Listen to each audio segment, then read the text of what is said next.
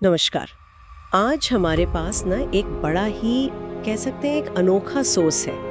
ये कुछ अंश है यदि गरीब डैड की सोच जीत जाती किताब से। हाँ, और ये हमें सोचने पे मजबूर करते हैं। मतलब एक ऐसी दुनिया की कल्पना करने को कहते हैं जो शायद हमारी दुनिया जैसी हो या शायद बिल्कुल अलग। बिल्कुल।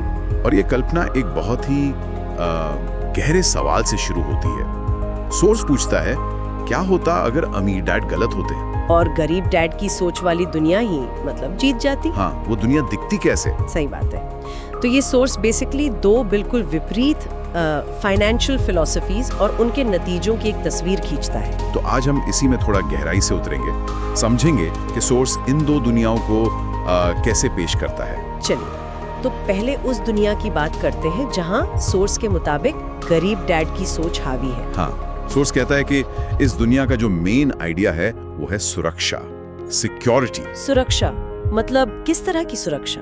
सबसे पहली चीज नौकरी की सुरक्षा।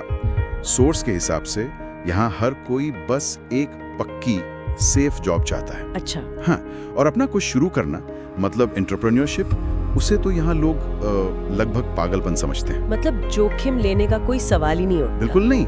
क्यों लेना रिस्क जब एक तय सैलरी मिल रही है ना। ये तो काफी दिलचस्प है। और फिर पैसे कमाने को लेकर क्या सोच है इस दुनिया में? सोर्स कहता है कि पैसा कमाना कोई बहुत गर्व की बात नहीं मानी जाती, बल्कि कई बार शक से देखा जाता है। ओके, और जोखिम लेना?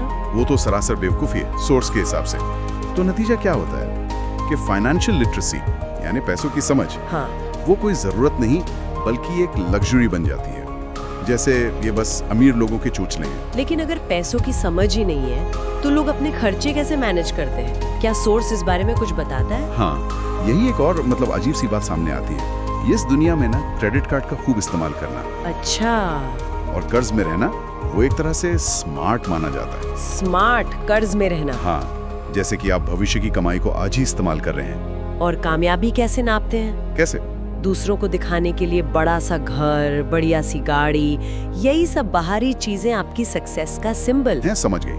और अपने टाइम पर अपना कंट्रोल, जिसे टाइम फ्रीडम कहते हैं, उसका क्या? सोर्स कहता है कि इस दुनिया में टाइम फ्रीडम का आइडिया एक मजाक जैसा है। मजाक? हाँ, मतलब जब जिंदगी का मकसद ही सिक्योर नौकरी और लोन चुकाना हो तो अपने वक्त का मालिक बनने की कौन सोचता है? और यही सोर्स हमें धीरे से सोचने को कहता है क्या कि क्या इस दुनिया की कुछ बातें हमें अपने आसपास भी दिखती हैं। ये वाकई सोचने वाली बात है। चलिए अब दूसरी तरफ देखते हैं। अमीर डैड की दुनिया जो इसके बिल्कुल उलट है, उसे सोर्स कैसे दिखाता है? अमीर डैड की दुनिया की तो बुनियाद ही अलग है। यहाँ पैसा मंजिल नहीं है, वो सिर्फ एक साधन है, एक टूल। पैसा सिर्फ एक टूल? हाँ, और सबसे कीमती चीज, सबसे बड़ी दौलत पता है क्या है? क्या? आपकी सोच, आपकी मानसिकता। सोर्स कहता है यहाँ सोच ही असली एसेट है। सोच ही एसेट है? ये तो बड़ा क्रांतिकारी विचार लगता है। सोर्स से और कैसे समझाता है? सोर्स बताता है कि ये मानसिकता हर चीज को बदल देती है।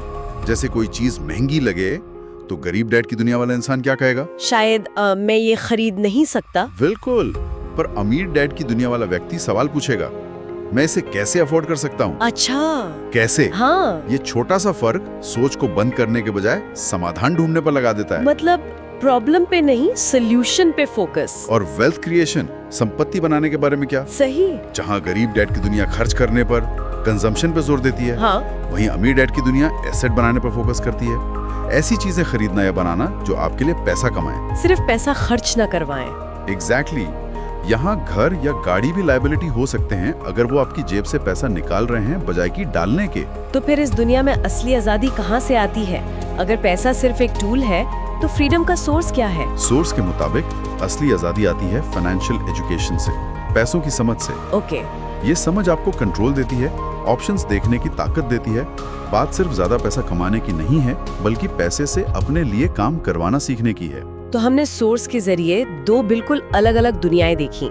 एक तरफ है सुरक्षा की चाह, बाहरी दिखावा और पैसे को लेकर थोड़ी कह सकते हैं नेगेटिव या लिमिटेड सोच। हाँ, और दूसरी तरफ है पैसे को एक टूल समझना, कैसे कर सकता हूँ वाली अप्रोच, एसेट बनाने पर ध्यान और फाइनेंशियल नॉलेज से मिलने वाली फ्रीडम। और इन सब के सेंटर में वो आइडिया की सोच ही सबसे बड़ी दौलत है। बिल्कुल, ये कंट्रास्ट बहुत साफ है। एक दुनिया में पैसा मंजिल है, दूसरी में बस एक शुरुआत, एक जरिया। सही कहा। वही पूरी चर्चा हमें एक बहुत ही गहरे सवाल पर लाके छोड़ती है, जो सीधे सोर्स से ही जुड़ा है। वो क्या है? सवाल ये है कि अगर हम सच में ये मान ले, जैसा सोर्स कहता है कि हमारी सोच ही हमारी सबसे बड़ी संपत्ति है, हाँ। तो ये एक अकेला विचार हमारे रोज के छोटे बड़े फैसलों को, हमारी प्राथमिकताओं को और हम अपना टाइम और एनर्जी कहाँ लगाते हैं, इसे किस हद तक बदल सकता है। इस पर सोचना तो बनता है।